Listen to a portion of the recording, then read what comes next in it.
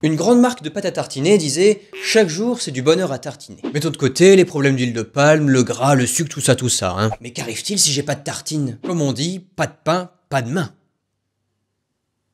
Personne ne dit ça. Ou pire, quand le pot est fini.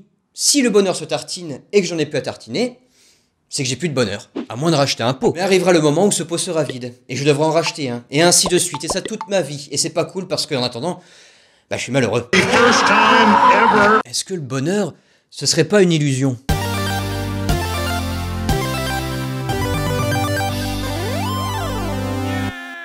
En théorie, si vous vous pincez, vous allez ressentir de la souffrance. Si ça ne marche pas, pincez-vous plus fort. Mais dès lors que vous ne vous pincez pas ou que vous ne vous cognez pas, vous ne ressentez pas l'absence de souffrance. De la même manière, on arrive beaucoup plus facilement à ressentir la maladie que la bonne santé. Or, la bonne santé et l'absence de souffrance, c'est des trucs qui devraient nous procurer du bonheur, non? En tout cas, perso, je suis vachement plus content quand je vais bien que quand j'ai la grippe. Et le type qui a réfléchi là-dessus s'appelle Arthur Schopenhauer. Schopenhauer, dans son livre Le monde comme volonté comme représentation, nous explique la chose suivante. Dès lors que quelque chose nous manque, nous le ressentons fortement. Mais dès lors que nous possédons cette chose, nous ne le remarquons même plus parce que cela est devenu une habitude. C'est une fois que ton smartphone est mort que tu te rends compte que c'était vachement bien d'en avoir un. Du coup, comme on est incapable de ressentir cette absence de malheur, qui elle est censée nous apporter du bonheur, pour lui, le bonheur est une illusion dans la mesure où on est condamné à ne jamais ressentir ce qui est censé nous rendre heureux. Et donc on est condamné au malheur.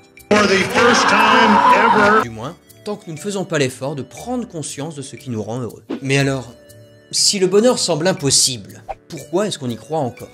Ça tombe très bien, parce qu'à un moment dans l'histoire, il y a un type qui s'est posé cette question. Blaise Pascal. Pour lui, le bonheur est également une illusion. C'est-à-dire qu'en fait, nous voulons croire au bonheur parce que notre existence est nulle. C'est nul! Plus précisément, elle est nulle parce qu'à la fin, on va tous mourir. On va tous crever, on va tous crever! Et ça, on n'aime pas trop. C'est ce qu'il explique dans son livre Les Pensées. Il dit la chose suivante, le plus grand malheur des hommes vient d'une seule chose, qui est de ne pas savoir demeurer au repos dans une chambre. Ça, c'est la cause de notre malheur. Et la raison de cela, c'est que, comme nous l'avons dit précédemment, nous allons mourir. Et du coup, on fait tout pour éviter d'y penser. Ainsi, pour lui, tout ce que l'on fait, l'ensemble de nos actions, est ce qu'il appelle du divertissement. Donc, nos actions ne sont pas faites dans le but d'être heureux, mais pour oublier notre malheur, autrement dit, pour oublier le fait qu'un jour, nous allons mourir. Pour Pascal, faire la guerre, étudier la philosophie, ou même faire des vidéos de philosophie sur YouTube, c'est du divertissement. Et même la quête du bonheur est un divertissement, autrement dit, une manière d'occuper l'esprit. Bon, jusque-là, c'est pas très glorieux niveau bonheur, hein. Ou bien on ne peut pas l'atteindre, ou bien il n'existe tout simplement pas. Mais peut-être qu'au fond, on s'est trompé sur un truc. Si par bonheur on entend joie permanente, c'est chaud. Et pourtant, il est possible d'être heureux. Mais à condition d'admettre que des fois, on en chie quand même. Et il y a un monsieur qui a pensé ça. John Stuart Mill. Mill, dans son livre L'utilitarisme, nous indique que nous nous faisons une fausse idée du bonheur.